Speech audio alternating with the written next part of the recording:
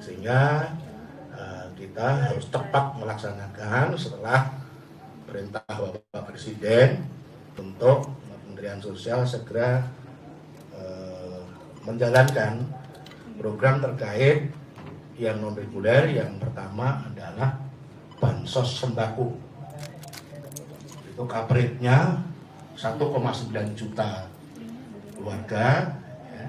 Untuk DKI Jakarta 1,3 juta keluarga, dan untuk Bodetabek itu sebagian Kabupaten Bogor yang berbatasan langsung dengan Jakarta, ada 7 kecamatan, kemudian Kota Bekasi, Kota Depok, Kota Tangerang, dan Kota Tangerang Selatan, itu 600.000 keluarga.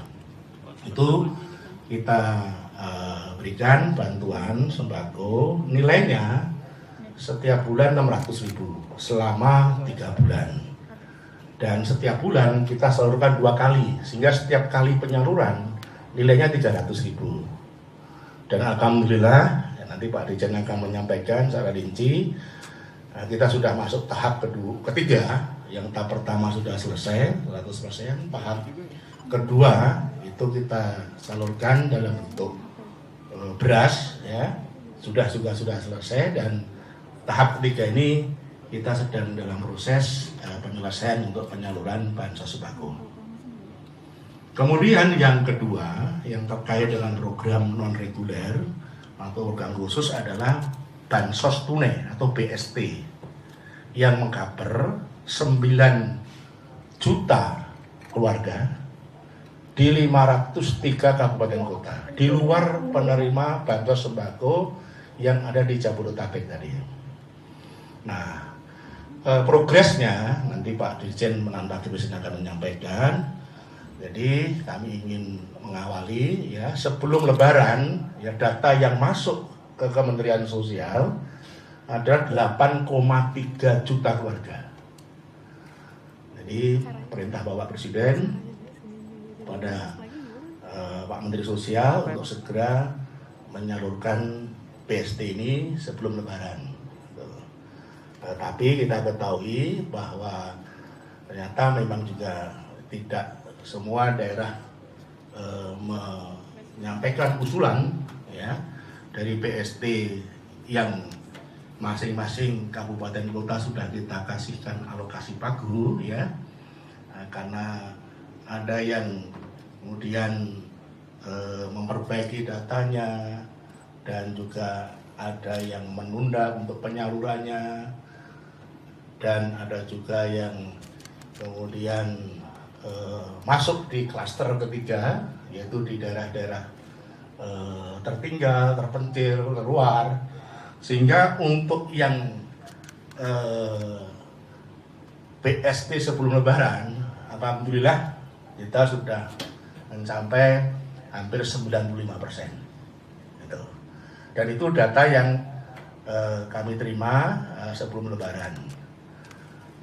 Perlu diketahui, sekali lagi kami sampaikan bahwa data ini adalah data usulan dari kabupaten kota, sehingga Pak Menteri bersama dengan jajaran Eselon 1, Pak Dirjen Penanganan Banjir ini belum pulang ini dari 1 minggu sebelum Lebaran, ya, dan baru hari ini pulang untuk keliling untuk menyusuri lewat dari kampung ke kampung, ya, termasuk kemarin Pak Menteri Sosial juga menyusuri lewat darat, ya, di Semarang, di Solo, di Pekalongan, di Pantura, dan hari ini masih ada di lapangan untuk memastikan penyaluran BST maupun bansos sembako ini bisa dilaksanakan dengan baik. Alhamdulillah, ya, kita sudah melihat perkembangan tren penyaluran ini, sudah teman-teman pasti sudah menyaksikan di lapangan. Dan bahkan, ya, kami tadi mendapatkan arahan dari Pak Menteri, ya, setelah ratas, ya, kita juga diminta untuk mengkonsolidasikan sama dengan kementerian dan lembaga yang juga masih mengusulkan bansos-bansos sesuai dengan bidang tugasnya. Sambil contoh saja, misalkan Kementerian Pariwisata. itu sudah mengusulkan, dan alhamdulillah mudah-mudahan ya dalam konsolidasi ini bisa diakomodasikan.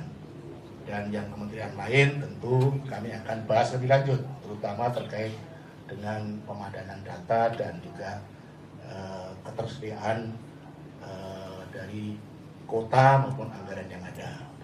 Dan juga yang perlu kami sampaikan ya, dinamika dari BST ini luar biasa, dan juga bansos sembako terutama terkait masalah data. Jadi ada beberapa daerah yang akhirnya ya diputuskan ya, kalau tidak mengusulkan sampai pada kota ya, yang sudah kita alokasikan, kita akan alihkan, dan bahkan sudah ada yang kemudian kita tambahkan ke kabupaten kota-kota yang lain.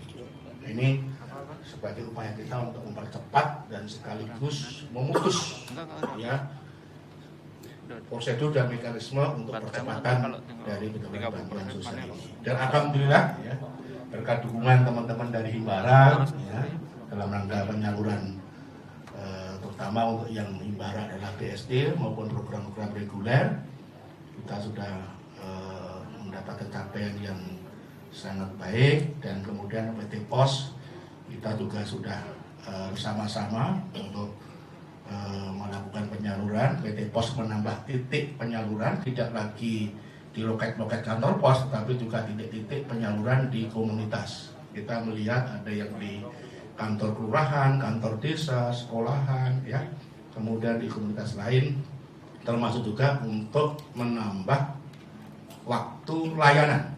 Kita minta agak lebih pagi dan juga sampai selesai atau sampai malam, termasuk juga penambahan resources yang ada di PT Pos. Di Pak Menteri terus memantau langkah-langkah percepatan terkait dengan upaya percepatan penyaluran BST oleh PT Pos. Dan saat ini Pak Direktur Utama PT Pos juga sedang ada di lapangan di Sukabumi. Pak Menteri ada di Bogor, ya, di Bogor, dan insya Allah besok kita akan sama-sama ya akan juga ke daerah. Saya akan menyusuri daerah Brebes, kemudian Bumiayu, Banyumas, sampai nanti Purworejo, Gombong, sampai ke Jogja. Nanti teman-teman kalau ada ikut, kami senang hati untuk kita bersama-sama. Tetap ya kita yang persiapkan untuk hidup di dalam tatanan yang baru, new normal.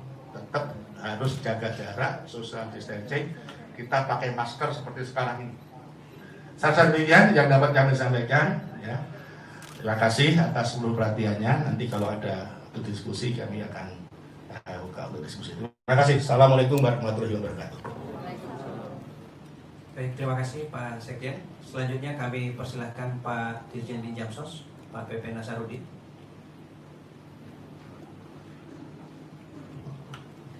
Terima kasih. Melengkapi apa yang sudah disampaikan Pak Sekjen, jadi dari Kementerian Sosial yang dikelola oleh Direktorat Jenderal Perlindungan dan Jaminan Sosial, terdapat dua bantuan sosial.